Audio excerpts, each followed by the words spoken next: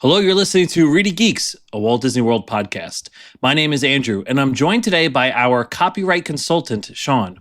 I took a class on it once. I wouldn't. This is like an I'm not your lawyer situation, so don't take my advice. But I can give you some fake free advice. You're giving it to us all the time. You're our consultant. Oh, that's a problem. That's a problem for you guys. And the Disney World vibe expert, JJ. Vibes are right. It's a cool title. Mine's all businessy. Jealous? Yeah, buddy. If you have a title for my co-host, please send us your ideas to reedygeeks@gmail.com. In today's episode, the Geeks take another look at some obscure historical events that took place at the Walt Disney World Resort.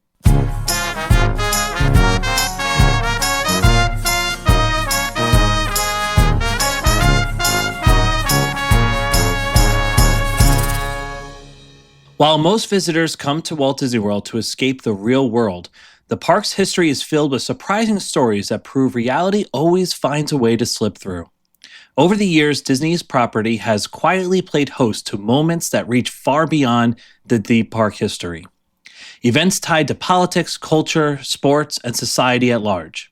In this second look at Disney World's obscure history, the Geeks are revisiting the times when real history unfolded right inside the magic, often unnoticed by the guests walking by. This is our second time doing this topic. The first time we did this topic, I did Ronald Reagan's second inaugural parade that happened at Epcot in the World Showcase. JJ, what did you do last time? Well, of course, I did the infamous President Nixon's I'm Not a Crook speech happening in the Contemporary. And then, Sean, what did you end up doing? I regaled us with a tale about how the Beatles broke up officially in Walt Disney World, in the Polynesian Resort. Signed the paperwork. So, JJ, why don't you start us off with your obscure history? It will be my pleasure. Okay. For my piece of obscure history, I wanted to talk about an event that maybe isn't historical in terms of like something that'll be in a textbook, but I think it's historical in terms of impact and in terms of how we view certain things, especially regarding celebrities at the parks. I did the royal family's visit to Walt Disney World. So Princess Diana and her two sons, Prince William and Prince Harry. I did their visit in 1993. That's the piece of obscure history that I wanted to discuss today. Wow. So, yeah. How old were the kids? They were pretty young. You know, I think the oldest one was like 11 or so. They were kids. Yeah. For sure, kids. You know, like I want to say like 11 and 8, 10 and 7, something like that. You think I would research that, but I don't think that was the interesting part of the story. So, well, I wonder, was there Disneyland Paris or Euro Disney at the time? It was 1993, so that was right after Disneyland Paris opened. I guess it wasn't very good, though. Well, Disney World in Florida is I feel like of all the world parks, it's the most iconic. Yeah, and it's interesting that they chose it, and a lot of interesting things went on here. So I just wanted to start with, like, when you think of the royal family, we think of a lot of things, right? We think posh, upper class, colonialism. You know, it's a lot of things. This isn't going to be a lesson. Not all good things. It's not all good things, but we're going to focus on good stuff. It's not going to be like a lesson on etiquette or colonialism or any of the questionable things royal family members may have done in the past. I'm actually starting colonialism next week in class. No, you're doing it yourself, right? I'm not doing it. Doing it in Don't class. show them this episode. They'll learn nothing about it. This is a story when the royal family met America's Prince, Mickey Mouse. I think what's interesting about this is, like, so many people love the idea of the royal family, and I think it's because it represents the closest thing to, like, a real-life Disney fairy tale. So if you look at the princesses specifically, the British princesses, Kate, Meghan, and of course Diana, their path to becoming royalty, like, directly correlates to a rise in being an Anglophile or someone that's interested in the royal family. And it's non-royal kind of regular people. I mean, supermodels and well-to-dos, like high society British people, but still regular people, right? They were not princesses before they got married. So in a lot of ways, the idea of being an Anglophile or being interested in the royal family is kind of an evolution of like this childhood dream to live out like your favorite classic Disney princess, right? Some of these women feel a little bit like the real life version of Cinderella. So I think that's important to like kind of understand the context of that. Like they really love this because it connects with something that they thought was fake, but it's real, and it's real for these women. So now the story of how the royal family got to Disney World, it starts in December of 1992 when my wife was born. No, well, that is when my wife was born, but that's not why the story starts there. That's when Princess Diana officially separates from her husband, the current king, then Prince Charles. So what's a newly single mom to do? You know, take the kids to Disney World. That makes sense. Yeah, it was a move to try to be the favorite parent. I mean, your dad is going to make you king one day, but I took you to Disney World, so. I wonder if it was food and wine, and then she can. So they get the ball rolling on that, and it's now late August 24th to 27th of 1993, where those pesky Brits conquered another kingdom. The Magic Kingdom. Thank you for laughing. I had pause for laughter in my notes. That's interesting that's when they went, because that's like when late summer is a huge time for British tourism, because they're basically just like on vacation for the entire month, and there's such a huge movement of tourism from specifically the United Kingdom over to the parks in late July and August. A lot of these countries in Europe have pretty significant closures during this time period. So it is a quintessential European experience to go on holiday during the month of August. So it was an interesting choice for them. So it's August 24th. They fly in and they check into the Grand Floridian Presidential Suite Room, which is a 3-bedroom villa, and they had like the whole 5th floor completely booked out and closed off for security reasons, of course. But this is kind of a customary practice when really major politicians will travel. The president has been doing this for decades. If the president's in your town, he's got a whole floor, actually now 2 floors. They'll take the floor below him too, because they don't want to take any chances that anyone can get to him. It's too big of a security risk. And that'll be like where the Secret Service goes. Secret Service will take some of the rooms too, but there are a lot of empties. There's definitely a lot of empties, because there's going to be people. Obviously, Secret Service is going to be like by the elevator, by the stairwells and stuff. So they'll have rooms stationed close to them, but kind of in between. If it's a big hotel, they still take the whole floor. Yeah, because they're not taking any chances. So back to the 3-bedroom villas. Any 3-bedroom villa, not the presidential suite at Grand Floridian. I couldn't find a cash rate. I wanted to look it up. I literally couldn't find it. Like I just kept looking in the month of August, like looking for a single night. It's always booked. So that's very interesting. However, if I went to someone that rents out DVC points, I could just do the math of like, you can buy this for $23 a point. And with that math, that came out to about $3,500 a night. And in the month of August, Andrew, in case you're interested for the ReedyGeeks corporate retreat, it's 155 points per night. For the president in August, which is the lowest just for any 3-bedroom at the Grand Floridian. Oh, yeah. 3-bedroom. So I don't even know how you would get to the presidential suite. You got to be president. I don't know how you would ask for that. You got to like I don't know who you need to call at Walt Disney World to get that. Like the room's basically a one of one. It's kind of an impossible room to get.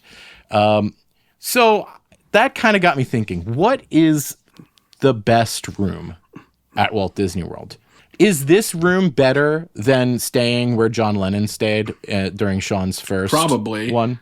Like, yeah. what's cooler? Definitely. Yeah. I mean, I would imagine it's probably still the best room in Walt Disney World. Like the Polynesian room? No. Though I just thought, like, is that a cooler place? Not the best. Oh, Like, is it the coolest place? Is that cooler than this?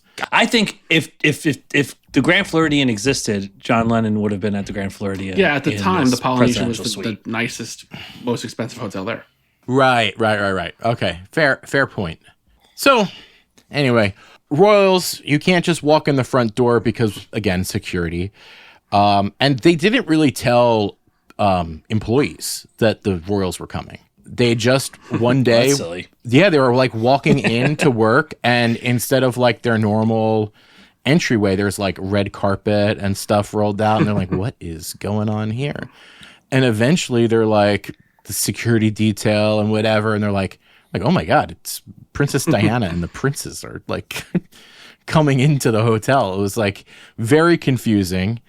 So, of course, what's the first thing you do when you land from a long flight and it's early in the morning? Well, you have breakfast. So they serve them breakfast.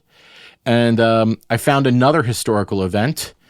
This is the first waffle Prince William ever had in his life. Was a Mickey waffle? Really? And it was a Mickey waffle. His very first waffle was a Mickey waffle, and he loved it. Well, we're on pod now of saying that the Mickey waffle is the best shaped Mickey item, which I think though we did get a lot of comments about, like the Mickey beignets. Some of the confectionery stuff does have a leg to stand on. The Mickey Rice Krispie treat's very good. The Mickey beignet, of course, is also very good. But Mickey waffle is also, I think it's a solid choice. I don't know if it's necessarily the best. You'd have to give me all of them in a lineup, but, I'm willing to do that research. Do you think that the Mickey waffle could be the best waffle that Prince William has ever had? Or do you think he's had better waffles? If he hasn't had better waffles, that's probably a him problem.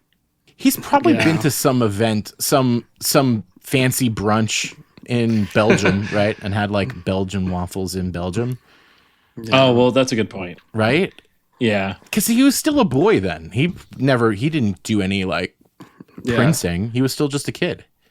I'm actually now surprised that he never had a waffle before. You're right. Like a Belgian waffle is so classic. He's so close to Belgium. Yeah. Much closer than Florida is to Belgium. It would be like saying like, yeah, like we're from New York. I never had a cheesesteak. Never even heard of it. What is this thing? Right. Like it's just a 3-hour drive down I-95.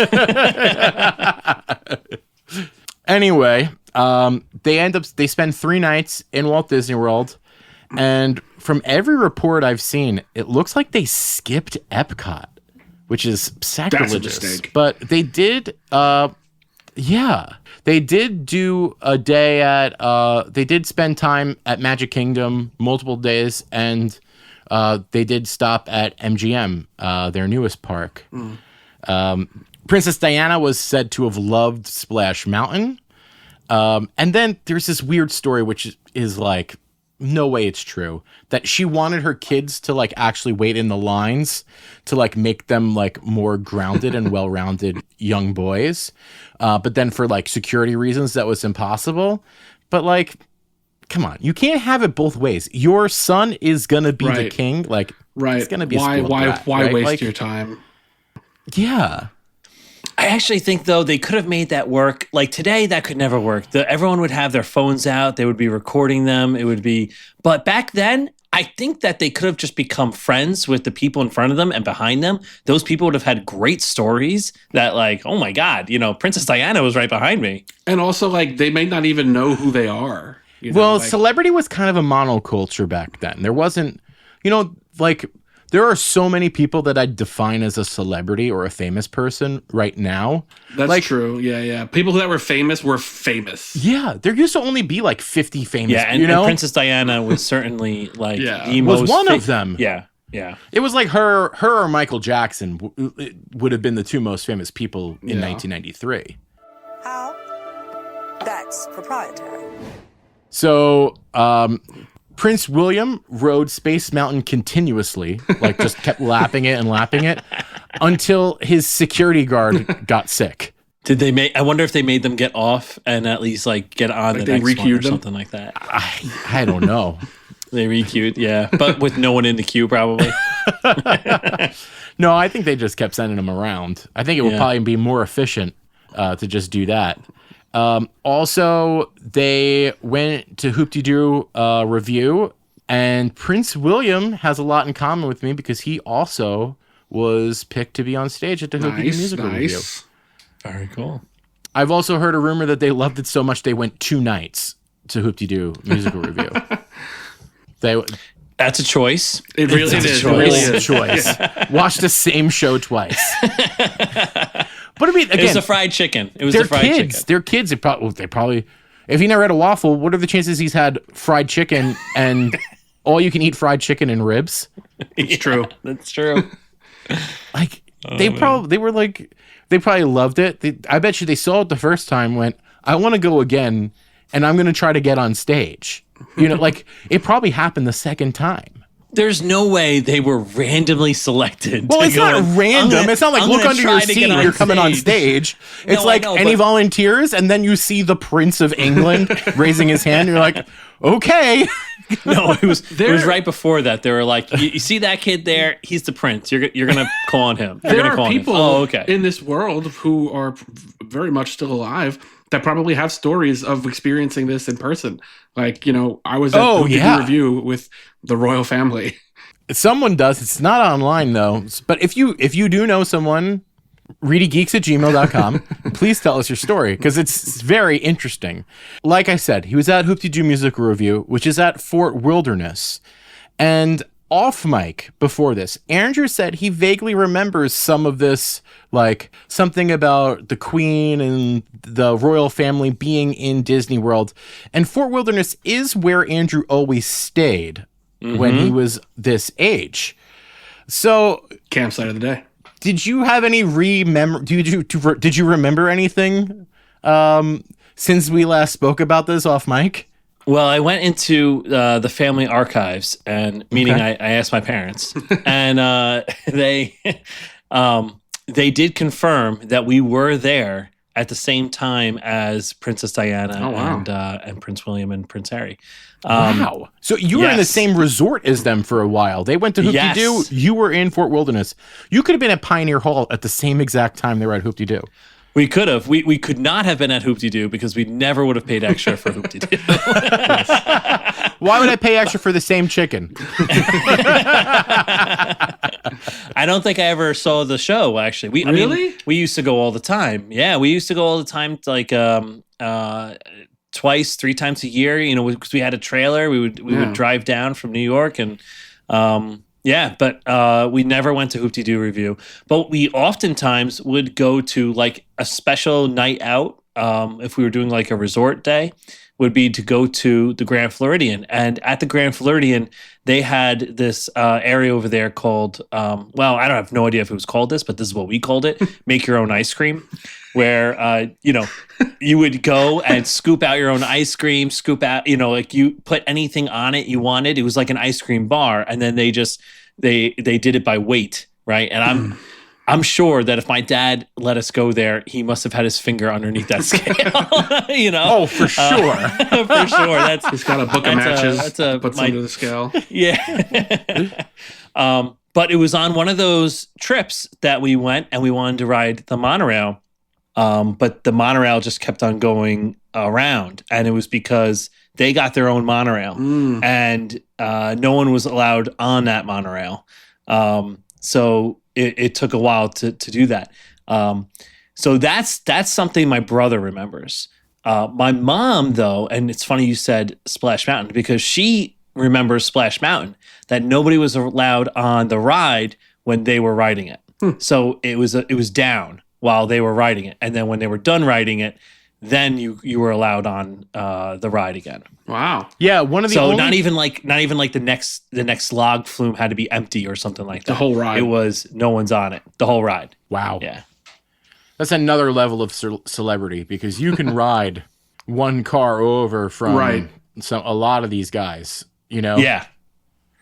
Wow. Yep. That's But it makes amazing. sense too, because like you, especially in Splash Mountain, you queue up at the end of the flume. You know, you have tons of those logs just like banging into each other. You know, so I guess they don't want anyone Being too close. being too close Yeah. to them, and you know, yeah. So it makes sense. Yeah. Safety first, right? Or I wonder if Space Mountain was down all day. If Prince William kept on wanting to go it around. must have been, right. It must have been down for a long time. Yeah. Or just down for like, well, but maybe not, because if he kept just lapping it, it's not like that long of a ride. And how many times before like a 40-year-old man is going to get sick Going That's around true. it 5 Yep. or 6 times is only like 10 minutes or in a 11 minutes. row? Yeah. Yeah. And how much do you want to bet that he just was, you know, someone in his earpiece was just like, just say you're sick. Let's just get out of Oh here. yeah, maybe. Like- Yeah. You know. This brat's done it 16 times. Get him out of here. So that's our you know, the closest we ever got to royalty. There you go. Hey, that's a lot closer than me. Yeah, That's yeah. that's Closer really than cool. most people, probably. Yeah. Yeah. So overall, it was a very successful trip. Both Prince William and Prince Harry have stated how like it's basically one of their most cherished childhood memories and best memories of like hanging out with their mom, which is really cool. And although I have no evidence of Prince William ever returning, Prince Harry has visited and stayed in the exact same suite with his family. And it turns out him and Princess Meghan Markle, are pretty big Disney parks fans in general.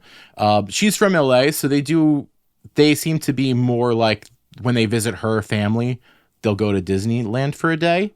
Mm-hmm. I'm sure that's much easier to do. They have a lot of VIP protocols already because there's so many Yeah, I celebrities. was gonna say they probably get that kind of stuff way more often. Yeah.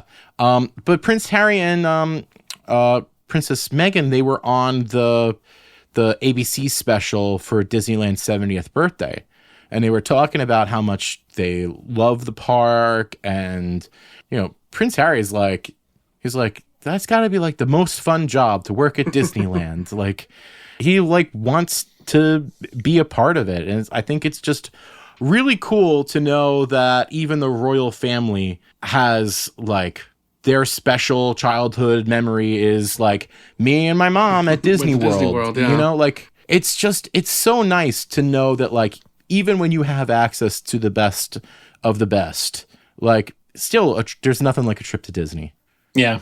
And maybe you crave like a child, like I don't want to say normal childhood, 'cause Right, a normal childhood Not everyone memory. gets to go. Like Yeah. not everyone gets to go to Disney World, but like a more certainly iconic childhood memory. Yeah. Yeah, you know? it's a stereotypical classic. Stereotypical. Yes. Yeah. Yeah, that my parents took me to Disney World. That's definitely a thing. Yeah. Yeah.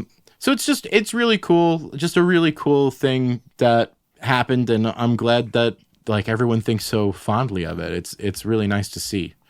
Yeah. Well, thank you, JJ. Oh, no problem. It was a lot of fun. It's a lot of fun putting that together. I unfortunately am going to kill the fun. Oh, cool. With my topic. Why? What's your topic? So, He doesn't even want to say it. I don't even know how to start this. I planned everything else out except for the introduction here. You guys remember. So the three of us here grew up and currently live God, he's gonna in drag New us out York, for just so outside of New York City. And so the three of us were all affected very much by 9/11. And we were 11 years old, so it kind of has defined our We were 13. our life. We were 13? We were 13. Oh, 13. All right. It was our friend Derek's I want to 13th go back. birthday. It was our friend. That's how. friend of the pod. I was. Yeah, it was honorary geek Derek. It was his 13th birthday. Yeah. Yeah. So it kind of defined us, our very important years of high school, right? My father was an FDNY firefighter. So, we have a lot of history in 9/11, and 9/11 was so big that it definitely touched Disney too. And it reached Disney, and Disney had to react to it. And being in Disney World in such a huge national tragedy, I thought must have been very surreal. And I wanted to know more about what it was like to be in Disney World on 9/11. So that's the topic I took. So as the tragic news of the plane crashes reached Disney World, it actually reached them pretty fast, right? So we got to remember too that in 2001 we didn't have the same type of communication apparatus that we have today. No one had cell phones. I mean, you had beepers, right? Well, people had cell phones, but it was those Nokia ones that had Snake. Yeah, you're not getting live news updates on these cell phones. Right. So it just made calls. Calls. News traveled a lot slower.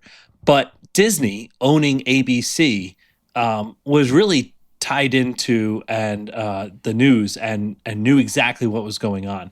So they decided very early that something had to be done. They actually made the decision that they were going to close their parks before the FAA even decided to clear the airspace coast to coast. Which is something that happened later on. Government agencies contacted Disney to say, hey, we think that Disney World and Disney parks might be a possible terrorist target. You might want to think about closing them, but they had already decided to do that. And actually, in a little lesser known fact, there were unaffiliated executives from Busch Gardens, SeaWorld, Universal that were all on the conference call with Disney leadership and Walt Disney World president. Because they all wanted to decide together if they were going to stay open or close, and they all mutually decided to close the parks and evacuate any parks that were already opened. Obviously, Disneyland hadn't opened yet because being on the West Coast, but all the parks on the East Coast in the Orlando area decided to close, which makes sense that they would want to do that, make that decision together. So that it didn't seem like any of them were maybe overreacting. No one knew how big this was yet. Or what was happening, because it's all unfolding live. You don't know what's going on. Yeah. It's for all we knew, it was a freak accident that a plane crashed into one, Yeah, exactly. And a lot of places, and a lot of places like Busch Gardens and other big amusement parks, theme parks, they want to model Disney. They want to follow that trend. They want to do what they're doing. So that makes sense. Right. Yeah, it's easy for Busch Gardens to say after the fact if it wasn't a big deal and that they didn't need to close, like, hey, listen, Disney World closed. So we just figured, we're going to follow Big Brother kind of. Yeah. So this is a pretty big event just in the fact of Disney World closing. I mean, in the larger terms of 9/11, it's not a big thing at all, right? But in Disney World's own history, it's a pretty big thing that they were to close. They really had only closed prior to this for 2 hurricanes, and Disneyland had only closed for the Northridge earthquake in '94 and in remembrance of John F. Kennedy after he was shot in '63. So both the John F. Kennedy predates the Florida parks, but that's the only national emergency shutdown that led to a Disney park up until 9/11, and then in the future, the COVID. I was going to say, pandemic. even since then, it's only happened. You can count on, I think, one hand how many times they've actively closed. And no spoilers, but we'll talk about the COVID closure maybe later. Maybe we'll get there. Yeah. They will often close for weather events. If it's a bad hurricane, every once in a while, every couple of years, there's going to be a closure. But for national emergencies, it has only been in Walt Disney World, at least 9/11 and COVID. Yeah. So this idea to close early, when the official word came down, all the attractions close first, and they had everyone go to the streets, right? In Tomorrowland or Frontierland or Adventureland, Main Street USA just had, once the ride is closed and they're saying, okay, everyone has to leave the queue, everyone heads into the street area, and all the onstage music, background music, stopped. And that rarely ever happens, right? Yeah. So already this is a big deal. It's unsettling. Very eerie. Yeah. It's unsettling, yeah. They have a large announcement over their PA system, which usually is only for good things, like, in 5 minutes, you're going to be able to enjoy, Frozen, something like that. So the announcement stated, "Ladies and gentlemen, due to circumstances beyond our control, Walt Disney World is now closed. Please follow the instructions of cast members and move to the nearest exit." So something that was very vague, did not tell you anything about what was actually going on. Cast members were instructed to absolutely say nothing about the events of 9/11 unless they were directly asked, and it was clear that the person asking knew about it. That the person had knowledge of it. Then you could confirm. But beyond that, you were not allowed to mention it. Yeah. They were instructed to carry out what they called Emergency Plan A. And this involved enacting a human wall procedure. So cast members, and sometimes joined by corporate employees dressed in suits who came out from backstage offices, they linked hands and formed a continuous human wall. And then they systematically and gently walked towards the front of to get people park. out. So Yes, they started in the back and they walked all the way to the front. And then security is behind them for any stragglers or anyone who happens to get behind the wall for some reason. I also imagine they're probably checking the bathrooms and things like that, right, to make sure everyone's leaving. But it's funny when I first read about this, I thought of in parties today.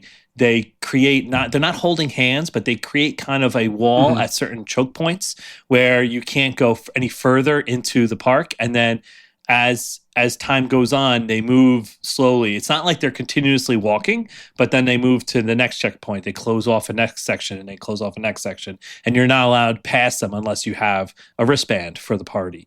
So it's something similar to that, but more systematic. It took about 30 minutes to get everyone out of Magic Kingdom, which is, I think, really impressive. Yeah. Yeah. So as guests moved to the entrances and they left and went through the turnstiles to leave, they were given complimentary tickets for them to return on another day. And of course, this is before tickets had any expiration dates like they do now. So, they and this is like 9 a.m. You know what I mean? So right, the park was open an hour, maybe. Yeah. So it totally makes sense that they would do this. But now gets into like a little bit of a conundrum for Disney. You have tons of people here at your huge resort. And hey, all civilian air traffic across the country is now down for the next 2 days at least, right? And that's like, it's anyone who wasn't alive during 9/11. This is like COVID where there was no flights. This is no flights over the United States for 2 whole days. And then when they start that back up, that's a process of starting up those flights again. So even though there's no flights for 2 days, you might not get a flight for 3, 4, 5 days. So what is Disney going to do about that? Well, they offered free accommodations to all stranded guests, and they extended all of their reservations for days. They, of course, had people that were supposed to arrive at Disney World that are not arriving at Disney World anymore. That kind of washes out a lot of it. They have the room. Yeah, they have the room. It's not like, they need to find the room. But and still though, people's budgets, like they didn't budget for staying there for more days. So they offered free dining. They opened up their restaurants.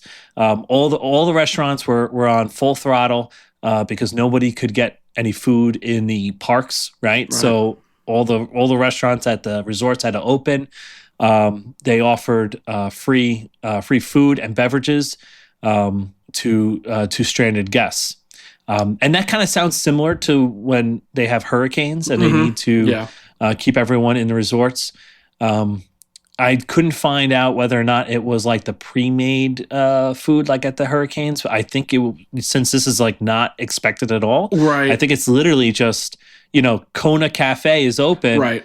Go eat. Right, they're not. We're They're not charging opening anybody. up Victoria and Albert's for stranded guests. But like, yeah, right. They're going to keep they'll keep the kitchens open. They're making the pizza, the burgers, the salads, and everything. Yeah, the food that you get at the, I call them cafeterias, but yeah. Yeah. Long distance calls from any hotel room were all costs were waived by Disney for that. All expenses were waived.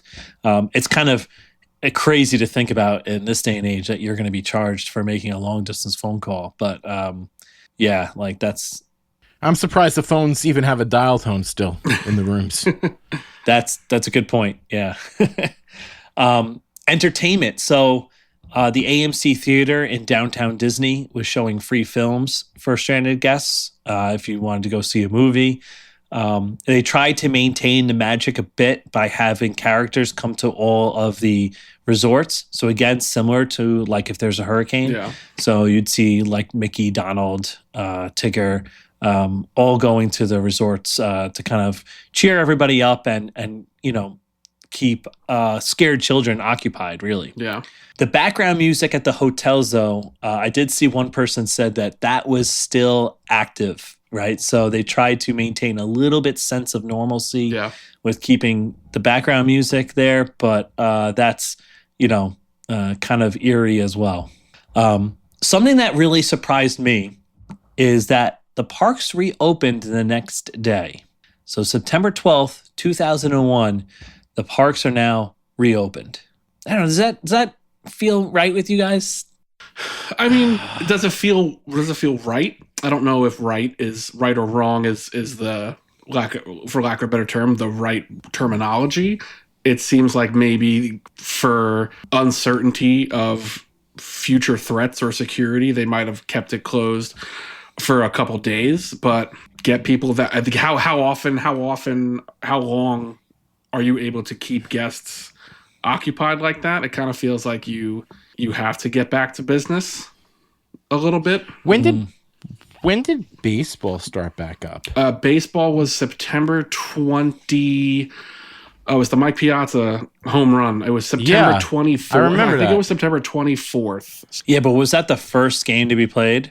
That was the first game to be played in New York. The 17th. So it was a full week. They made all of Major League Baseball shut down. The for NFL a week. too. I think the NFL didn't play any of their games that Sunday. So it looks like college football resumed on the 20th, and then NFL the 24th. So they skipped the weekend. They skipped a week, which would have been week 2. They skipped that week. Interesting. Yeah, I don't know. Like, Sean, you make up a good point. Like, you kind of have to get back to business. You have all these people here. What are they going to do all day? Right. But at the same time, I don't know. Like, Disney's also seen as a terror target. Right. So right? it's a matter of, is this the safest thing to do? Right.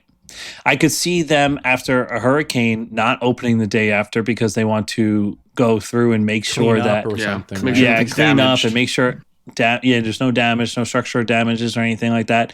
But during this time, I guess you don't have that. This is also, we're talking about, 2001 is if my math is correct, that's 24 years ago. It's a relatively unprecedented thing. If it's something like that happened today, maybe they'd be closed a little longer because of the state of the world. But maybe there was less reason to believe something else would happen. Possibly, yeah. Well, they weren't alone. All of the major attractions in the area did open up the next day. So you had Universal and SeaWorld also opening up. And they all had these makeshift tables where they were now screening bags. And this is a lot more intrusive than the screenings that we're used to today. They were slower. They were, the lines were longer. They were way more thorough in checking your bags. They would ask you to take out things so that they can make sure that that they were actual legitimate devices, like remove the batteries from the electronics, things like that. turn it on so we know and make sure that it turns on. They had uniformed police officers. Orange County Sheriff deputies were present outside the parks and inside the parks, which really would have been unheard of before 9/11. Yeah, even today. You'll see them outside, like in their car, right? But they're not inside the park. Like that's that's crazy. And I think it's also worth mentioning too that security before 9/11. I mean, we talk about this all the time with airports and how lax security was in airports, that they were really just looking for guns and they were looking for bombs and things like that. They were looking for things that they knew were weapons. But beyond that, like they would let things go in all the time. And Disney really had no bag security at all. They would randomly select bags to check. If anyone looked suspicious, maybe they would pull them aside. But you just walked up, showed your ticket and walked in. Like there was no security like we think of today. You're so used to it that you almost forget about how it was before. Right. So some of the things on the day, September 12th, right? There was a moment of silence at noon. That was, I guess they didn't want to do it too early because people rope dropping and everything like that, right? But at noon, they had a moment of silence for the entire park. And all the cast members were told to be telling people that like ahead of time, we're going to have a moment of silence at noon. So that was nice. All the flags were half mast. I couldn't find whether or not the quote unquote fake flags that are above Main Street were at half mast as well. I doubt they were. But I also learned something else interesting about those flags, that they're not actually fake. They're just well themed, but that's for another time.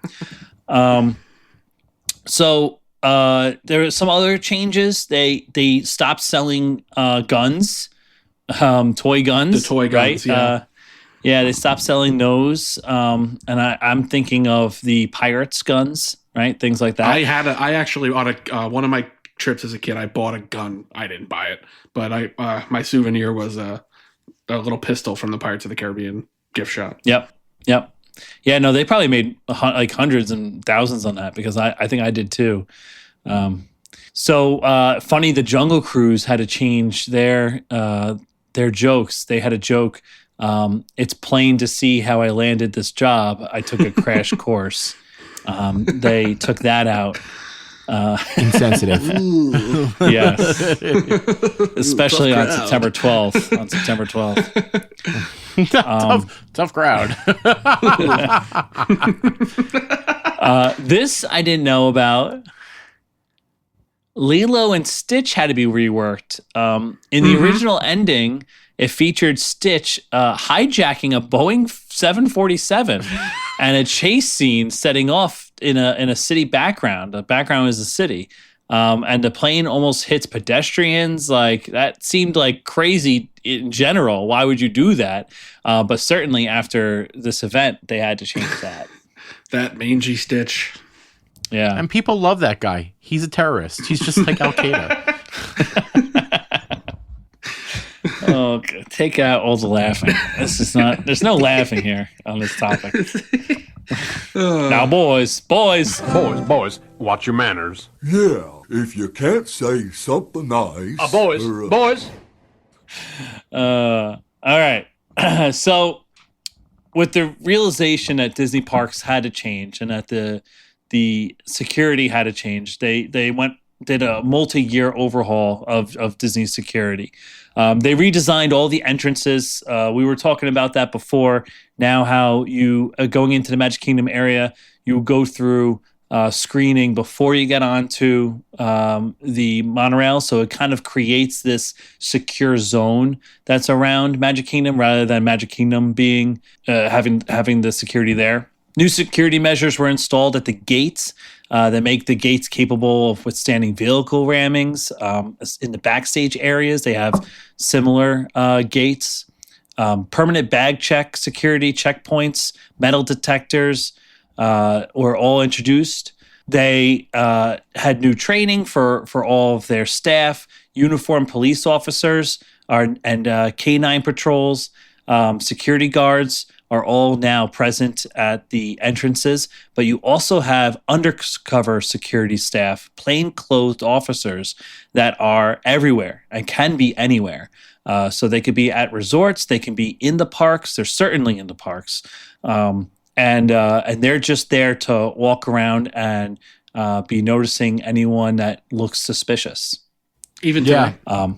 Even today, yes. Yes, they also help with some like I saw someone having like possibly a medical episode in Disney World, and one of the plainclothes officers went right up to the guy and he never said who he was or what he was doing, and my mom was like worried about the guy, and I'm like, Mom, that's a guy. That's a guy. That's security.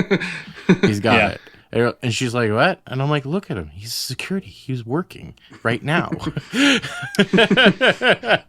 And I did wonder how, like, you see all those videos online of, like, groups fighting. And I think that happens more at Disneyland. But, you know, there's usually no security around during those times. But I think those are far and few between. You know, they can't be everywhere.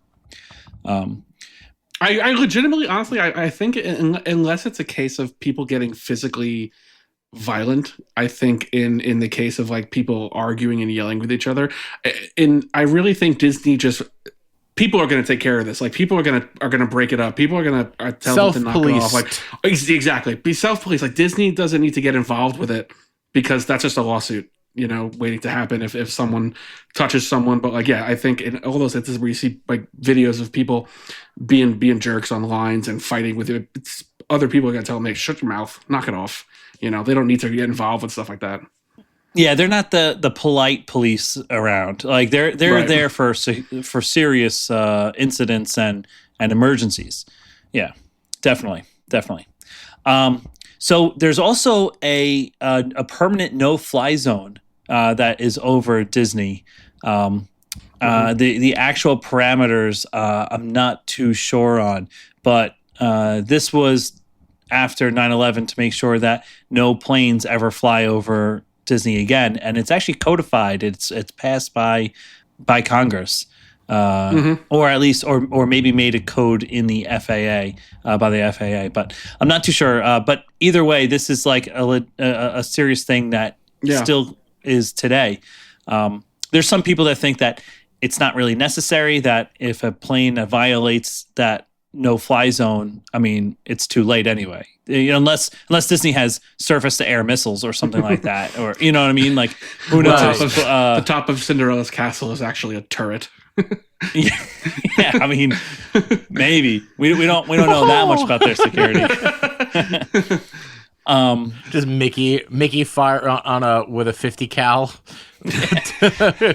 That's a Mickey I want on a shirt. That would sell. But a lot of people complain though that it's more for stopping those airplanes that hold signs behind them, going onto property and advertising other things like that you normally see at a beach, something like that. Yeah, it keeps the kind of nice environment of just you never hear it, you never see it, but also the FAA clearance has to be like for commercial jetliners because there's lots of Disney can do whatever it wants in its own district, but people fly drones over Disney World all the time, and you don't really hear too many people getting busted for that. So the FAA, the clearance for the no-fly zone has to be 25, 30,000 feet. Yes, it's a certain range, because if you're under a certain range, you're allowed to fly in that area. That's why American Patriot and hero BioReconstruct is able to do what he does. Future friend of the podcast, you mean? Oh, ooh. We can only hope. Yeah, that's how he's able to get his stuff. Yeah. So maybe we can talk about FAA regulations with BioReconstruct. BioReconstruct. That's if you're listening, a good idea. Send us a message. We'll squeeze this in. So the next thing I wanted to talk about was Disney World goes out and gets certified, their security certified by the federal government. So this is a thing set up by the Safety Act, an act of Congress here. And the Safety Act stands for Support Anti-Terrorism by Fostering Effective Technologies Act of 2002. So someone really wanted to make it look like Safety Act. That's so they created that long name. So this act has Homeland Security go into your facility and evaluate your security, and they can give you a certificate of approval. So this Safety Act, you get approved by Homeland Security that you have effective technology for fighting terrorism, for anti-terrorism. And what this does is that it provides you a legal shield, so that if a terrorist attack did occur on your property and you were using this technology, that you would have limited liability. What kind legally. of technology do they have? Well, I'm glad you asked. Obviously, obviously they're not for what reasons that make sense. They're not going to tell us all of the technology they have, right? Darn. Their description is that this is. I'm going to read this straight from the government's website here.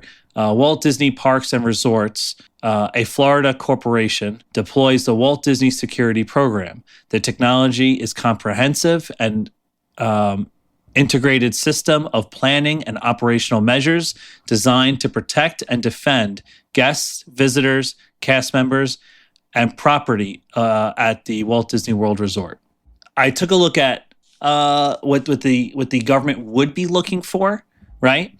Things that they would be looking for is comprehensive screening that goes beyond just metal detectors. And we have seen that in recent years with their AI-powered screening that really looks at not just for metal, but for specific items that you might have on you, allows you to go through it quicker, right? That you have a risk assessment and emergency planning built in, that your staff is properly trained in improvised explosive devices, that you have a cybersecurity team in place, and something that Disney does use is they have sensors all over their parks.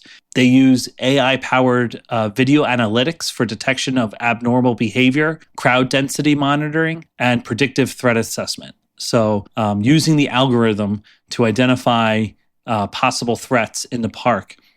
Everywhere really is under watch in Disney. It's the reason why you can't have an umbrella open when you walk through the gates, right? Because they're taking your picture as you go through. You may not know it, but you're on camera as you're going through. So it takes, Disney is very good at this. They have often been part of panels at conferences for digital security and security in the entertainment field. So they're a big player in this. When I first learned about this safety certificate, I really thought, oh wow, like that's very impressive. That's awesome. But it really seems like if you're an outdoor recreational facility that has a lot of people going to it, like a massive crowd, you need to have this because God forbid something happens, you need that legal protection. And on new versions of the Keys to the Kingdom tour, they show you the gun room. Oh, cool. Really? No, you're kidding. Here are the turrets. Oh, he's kidding. This is the button that turns all the fireworks into actual explosives. Right. We hope it doesn't point at you guys, but AI will decide. So that is kind of a comprehensive look at Disney the day of 9/11 and its response to 9/11. It's certainly a different Disney World today than it was pre 9/11. So, but I do like that a lot of the security measures are not as intrusive today as they used to be. Used to be that you really had to get there early to wait on those lines for security. But now, like, they have that down pat, and you are going through security way before you don't even know you're really going through security when you start going through security. Yeah, unless you're there very early for the rope drop, and there'll be a line to get through a security checkpoint before you actually enter the park. Right, Like just that right. one spot is the only one I can really think of that's like major. True. But like the moment you drive onto Disney property, it's not like they know Sean arrived, right? But they have layers of security that you do not see. And I bet you inside the park too, they do know where Sean is at all time because you have the My Disney Experience app, Of course, and you're they know using where everybody is. Yeah. Oh yeah. If you've got the app, if you got the app, you've got your phone. They'll know where you are in the park based on Bluetooth. Yeah. Also, the Magic Bands have RFID. So right. Yeah, but that'll only detect if you're close enough to a sensor, right? The old Magic Bands. It can triangulate you if they. I wonder if the new Magic Bands have a little something extra. That's why they needed the battery. Right. That's why they're $50 now. So, Sean, why don't you tell us about your obscure history? Yeah, Andrew bummed us out a little bit, so I'll talk about a much happier topic, and that's the year 2020. Ooh, so happy! Such a happy time for everybody. Again in New York, great time to be in New York City. Yeah, well, I was going to say this was a decent time to be in Florida, but not necessarily Disney World. So I'm going to talk about the COVID shutdown and how it in a way impacted Disney World. We're not going to talk about Disney World itself, but we are going to talk about a specific event that happened there. And we're going to start in March of 2020, specifically March 11th. The Oklahoma City and Utah Jazz NBA game was very quickly and suddenly canceled because center Rudy Gobert had tested positive for COVID before a game, and it caused an absolute. I remember watching this like live. I was on I think it was on ESPN, either ESPN or TNT, and a referee ran out into the middle of the stadium, basically shaking and waving his arms, saying, "Get everyone off the floor, get everyone off the court." And they immediately evacuated the arena because everybody thought there was like a bomb scare or a bomb threat or something. Like this was before the world kind of shut down for all intents and purposes.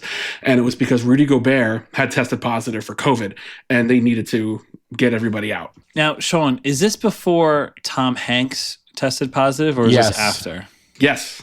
Rudy Gobert is patient zero in terms of famous people for COVID.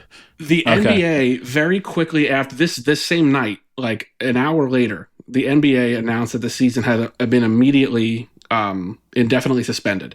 And a lot of people will sort of credit the NBA taking this action to be the catalyst to the coming days of everything else really shutting down, because it was March 11th was a Wednesday, I believe, a Tuesday or a Wednesday. And by that next Monday, the 15th or 16th, everything was, we were shut, we were down. And so the NBA closed itself down. And a lot of sports leagues kind of followed very, very quickly followed suit. Major League Baseball was right in the middle of its spring training.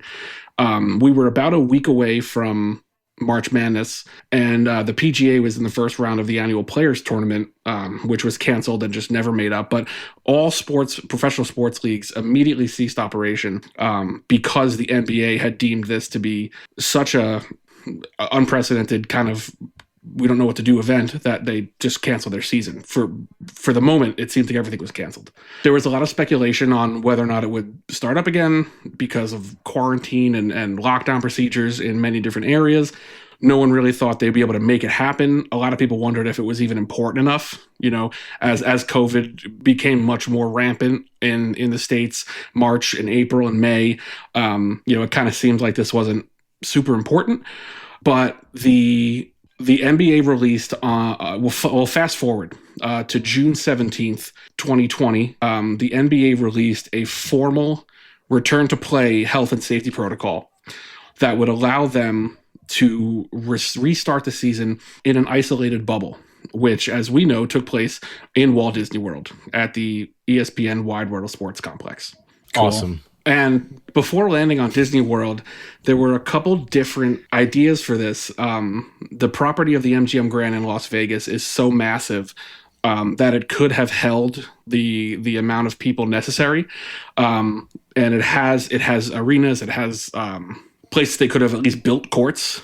But they decided that because there's so much, Las Vegas didn't have the COVID restrictions that a lot of places had, so there was a higher chance that they were going to interact with people, the public. They couldn't really contain that as much as they wanted.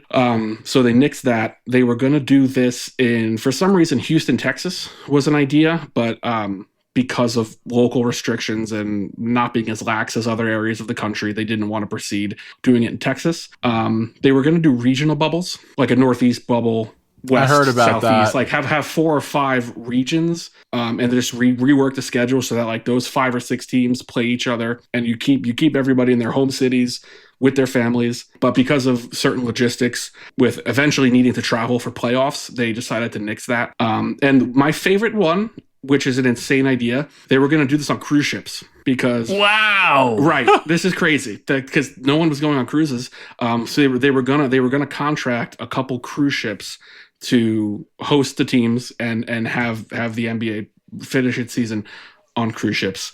Wow.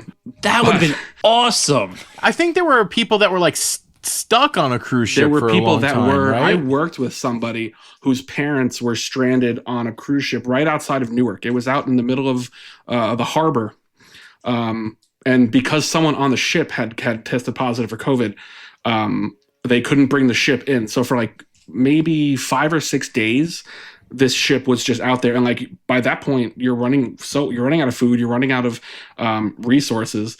So that was kind of a wild thing to hear this person going through on a daily basis as they're like calling their parents.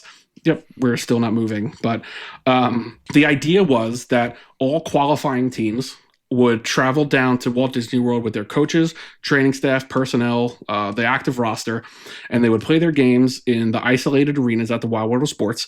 They would undergo daily testing, and they would basically quarantine themselves in various Walt Disney World resorts.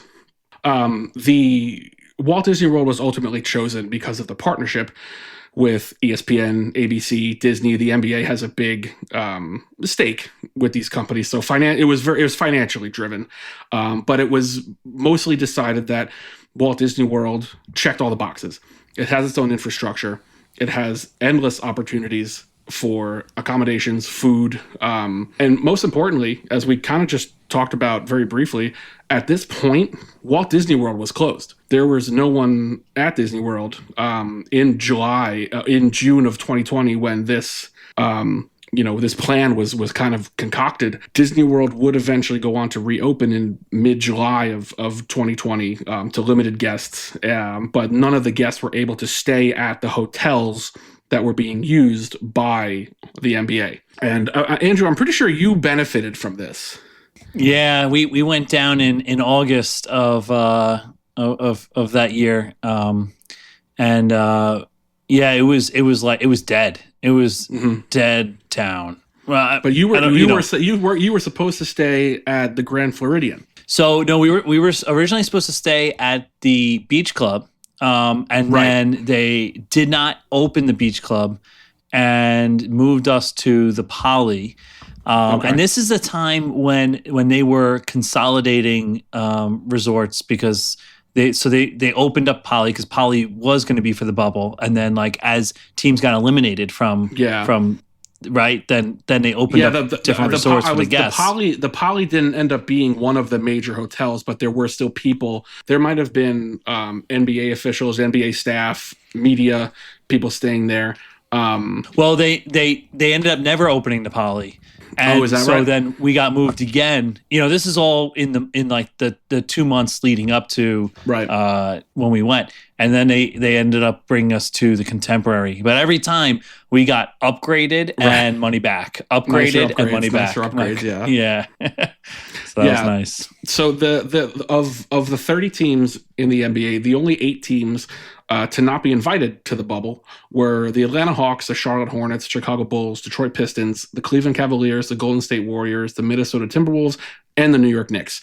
Because at the time that the season was postponed, there was only about a month left in the season. So those 8 teams, because of their existing record, were deemed so far from possible playoff contention that their season ended. They played their last game. Their season was over. And one of the really crazy impacts of that. It has nothing to do with Disney, but it's something that I thought was such a weird. Vince Carter, one of the greatest players, certainly of our generation and of all time, at that time played for the Atlanta Hawks. He was in his final season. He announced he was retiring in 2020, the 2019-2020 season. And the Atlanta Hawks were one of the teams that were not invited to the bubble. So Vince Carter played his last game, not knowing he played his last game. Whether it was the 9th or 10th of March, he played his last game, and then there were no more games, and he never got to go to the bubble. So, Vince Carter's career, the only player in NBA history who has played in 4 different decades. Wow.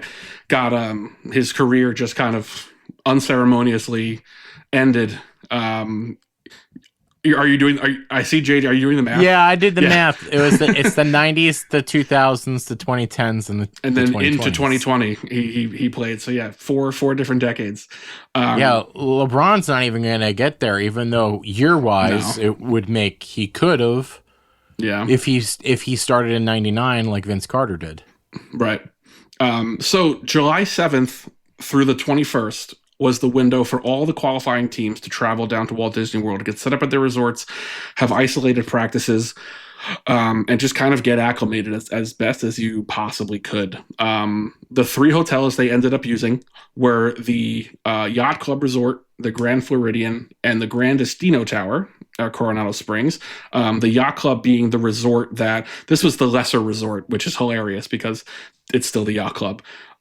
This was for the teams that were sort of for lack of a better term, on the bubble. These are teams they didn't think would be around that long, so they could reopen the hotel to the public a little faster. The Blazers, Kings, Pelicans, Spurs, Suns, and Wizards were at the Yacht Club.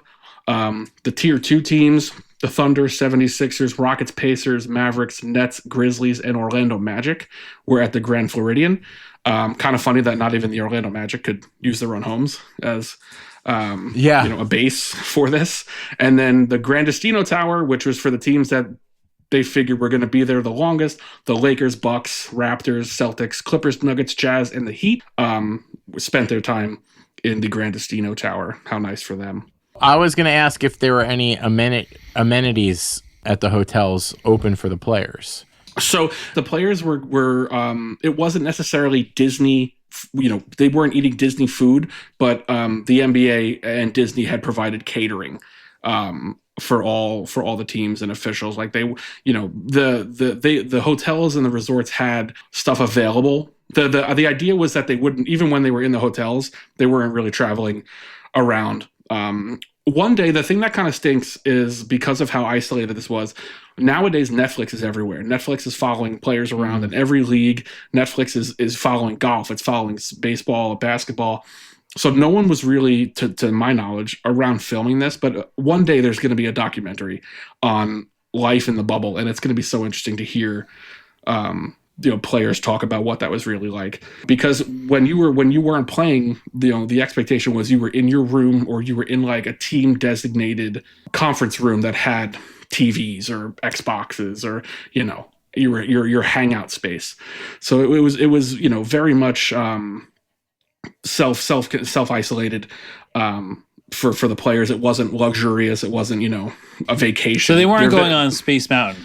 Right, yeah, they weren't doing anything. Their friends, they couldn't have their family. Friends and family were not permitted. So, like the Lakers won. So they were there until Columbus Day. So from July 7th to October 11th or 12th, players like LeBron were without, didn't see your family. They couldn't come in or out. No one could come in. No one could leave. No one could take trips in or out. You were just kind of self-isolated the way we kind of were in our homes. They were just in hotel rooms. They were Disney hotel rooms, but Doesn't sound like they got Dole Whips and... Maybe not. But as Andrew noted, as the teams were eliminated, they were condensing hotels and eventually reopening the Yacht Club once all the teams were out of there, the Grand Floridian, and so on, as the final teams were in the Grand Destino Tower.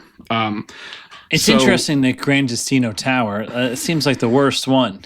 Well, I bet you that's strategic, right? Because they were ramping these hotels up, right? So these hotels were going from not open.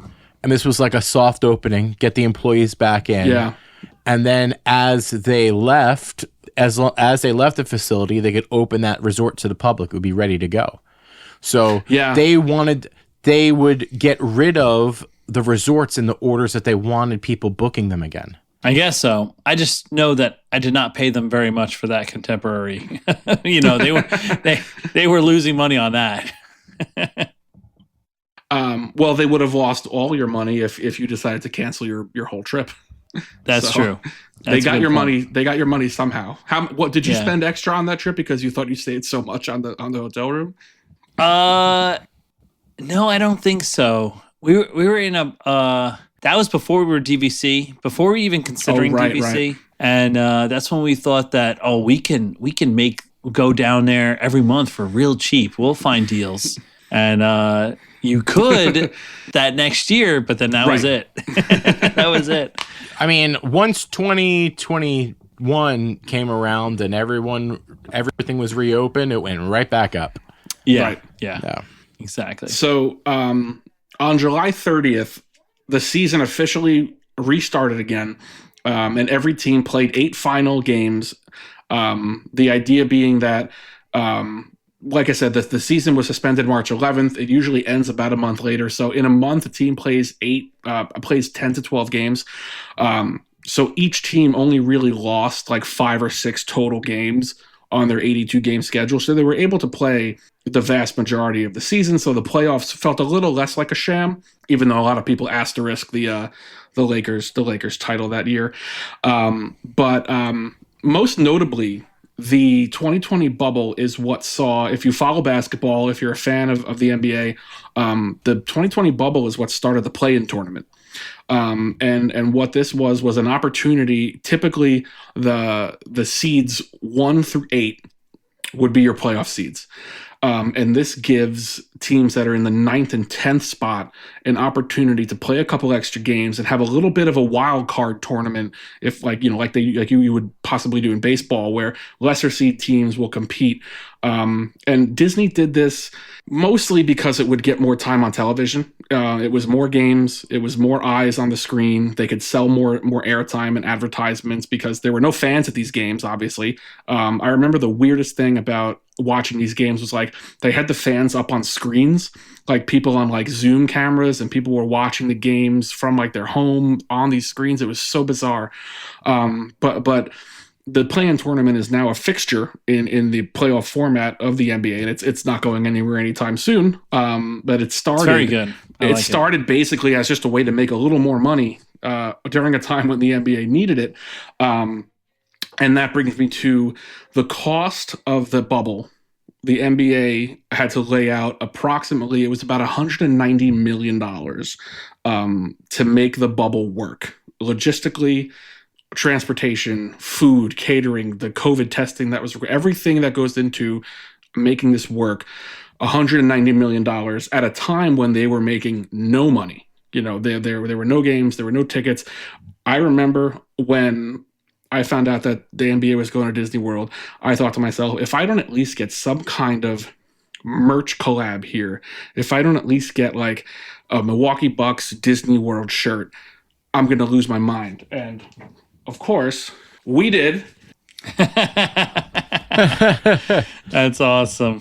Got a couple of those. So selling merch specifically for the bubble and for this Disney special collaboration was a way to get people spending money on the NBA again. But when all was said and done, how much money, I'll let you guess, how much money in revenue did the NBA see from the bubble?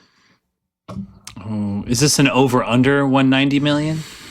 Or well, throw out a number. That's how much they spent. Well, how much did they see in revenue? People were a lot of commercials to sell. I'm going to say 290 million. They made $100 million. I'm going to say $1. No, I'm going with, I was going to say 300, but I'm going to go say, I think 350. 350 mil and 200 mil? 290. Okay. 290. The NBA made $1.5 billion in revenue from the bubble just the bubble. In their airtime, their ad peak, people had nothing to watch. Everyone wanted to watch sports. Right. You know, people were so starved for sports that golf got popular in the pandemic. Like, people were so hungry to watch sports. So people that weren't fans of basketball just flocked to it because it was something. Because at the time, baseball hadn't yet started back up. Baseball would start up late July, early August.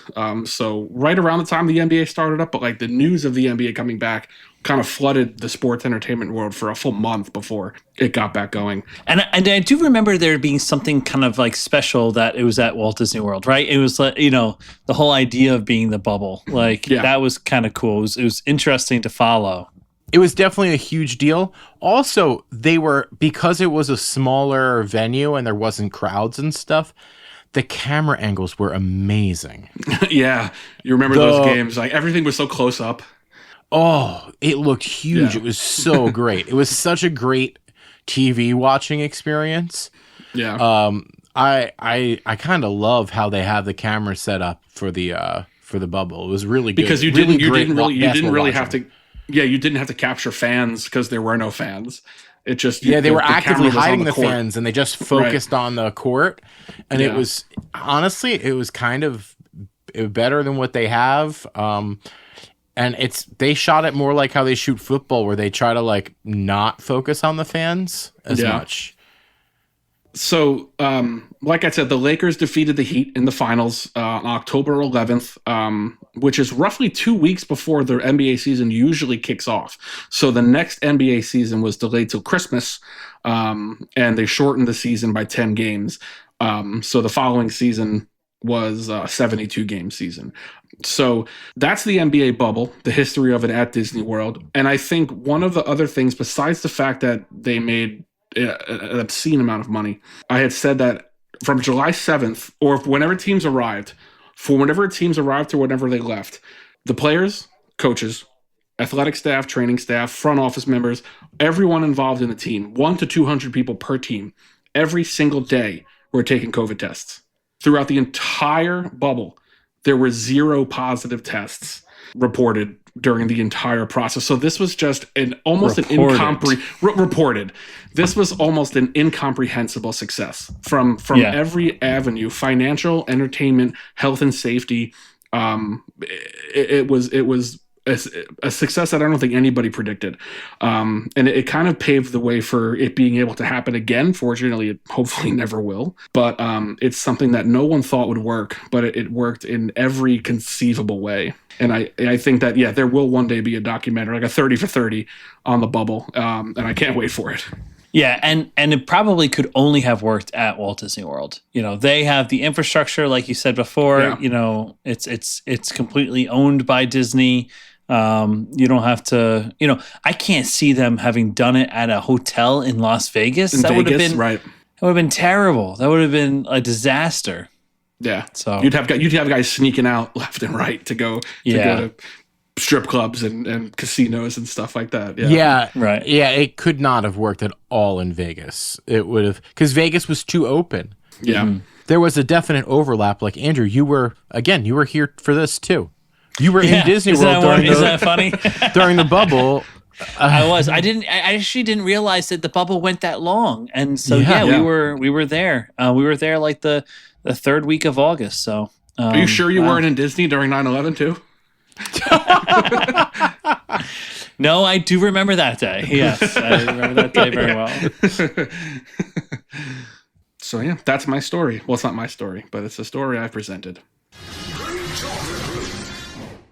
So, guys, I've made the executive decision in my position as producer of the podcast that I'm not even going to ask you guys if you want to play a game. We're not playing a game, but maybe next time. Something tells me.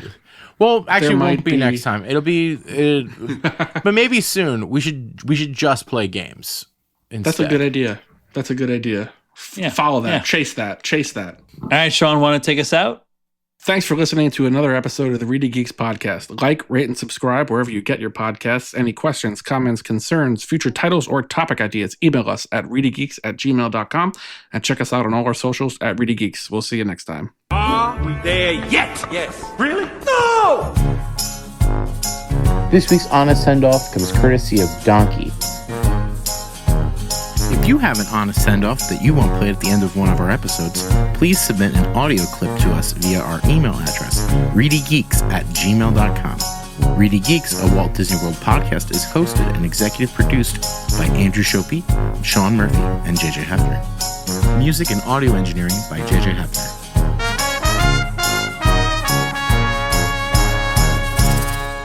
Bon voyage!